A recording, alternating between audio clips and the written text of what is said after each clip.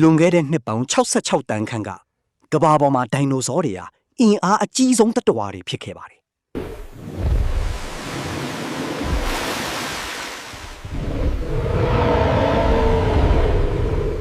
တချို့ဒိုင်နိုဆောတွေကအဆောက်အဦတစ်လုံးလောက်ထိကြီးမားပြီးတချို့ကတော့အလွန်အန္တရာယ်များတဲ့သားရဲတွေဖြစ်ကြပါတယ်ဒါပေမဲ့တနေ့မှာတော့သူတို့အားလုံးနီးပါးကမ္ဘာပေါ်ကနေပျောက်ကွယ်သွားခဲ့ပါတယ်ဒီနေ့ဗီဒီယိုမှာတော့ဒိုင်နိုဆောမျိုးသုံးချင်းရဲ့အကြောင်းအရင်းကိုပြောပြပေးသွားမှာပါဒိုင်နိုဆောတွေဟာကမ္ဘာပေါ်မှာနှစ်ပေါင်းတန်း160ကျော်အုပ်စိုးခဲ့ကြပါတယ်အဲ့ဒီချိန်မှာလူသားတွေဆိုတာမရှိလာသေးပါဘူးလူသားတွေကဒိုင်နိုဆောတွေမျိုးသုံးပြီးနှစ်တန်း60ကျော်မှာပေါ်လာတာပါတစ်တော်ဂန်ဒရာရွှင့်နှွန်အကုန်လုံးမှာနေထိုင်ခဲ့ကြပြီးမျိုးစိတ်ပေါင်းထောင်ချီရှိခဲ့ပါတယ်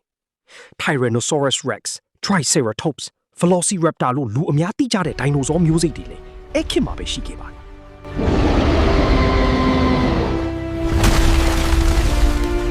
အဲ့ဒီအချိန်မှာကမ္ဘာမြေဟာယနေ့လိုမဟုတ်သေးပါဘူး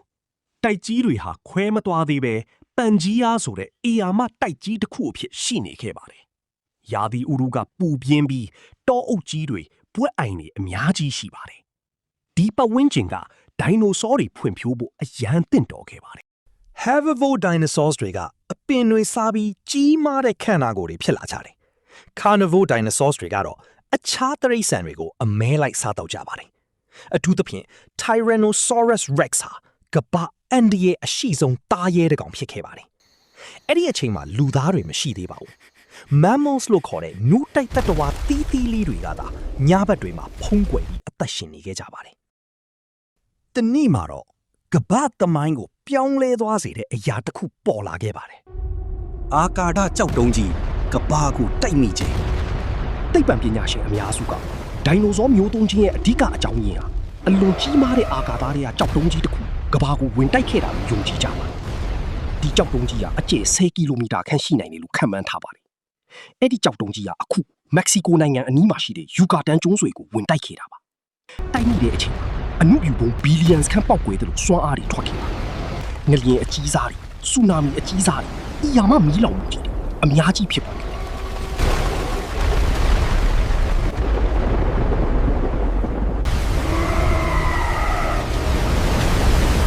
ကြောက်တုံးကြီးဝင်တိုက်မှုကြောင့်ဖုံမှုန့်တွေမီးခိုးတွေအပျက်စီးတွေဟာလေထုတဲကိုအလွန်များစွာတက်သွားခဲ့ပါတယ်။နေရောင်ကြီးဟာကမ္ဘာမြေကိုမရောက်နိုင်တော့ပါဘူး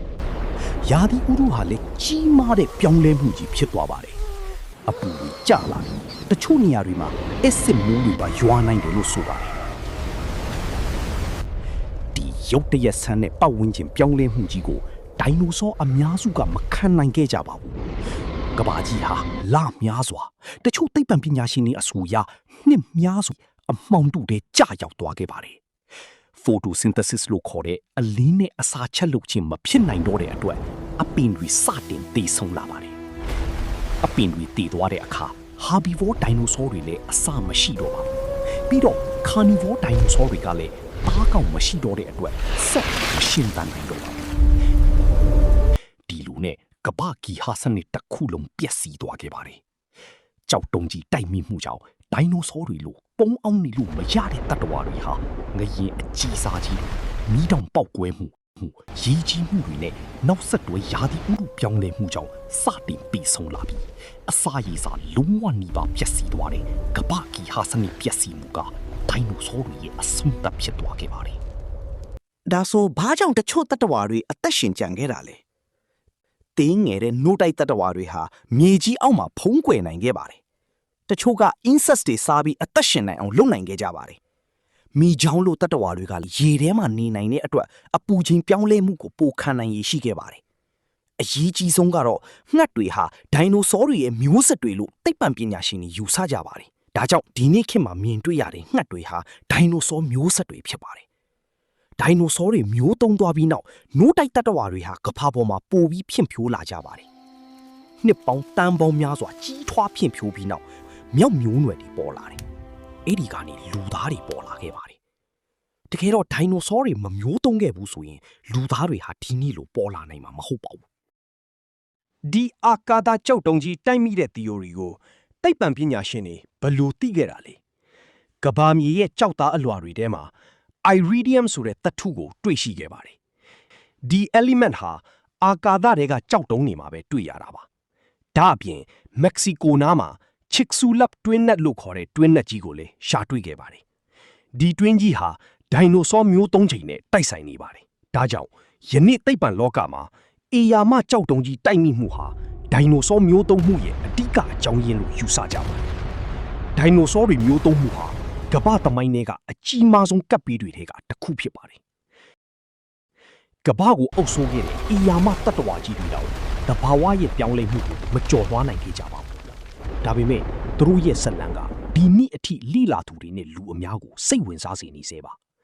အဆုံးထိကြည့်ရှုပေးတဲ့အတွက်ကျေးဇူးတင်ပါတယ်ခင်ဗျနောက်ထပ် knowledge videos တွေကြည့်ချင်ရင် subscribe လုပ်ထားဖို့မမေ့ပါနဲ့နော်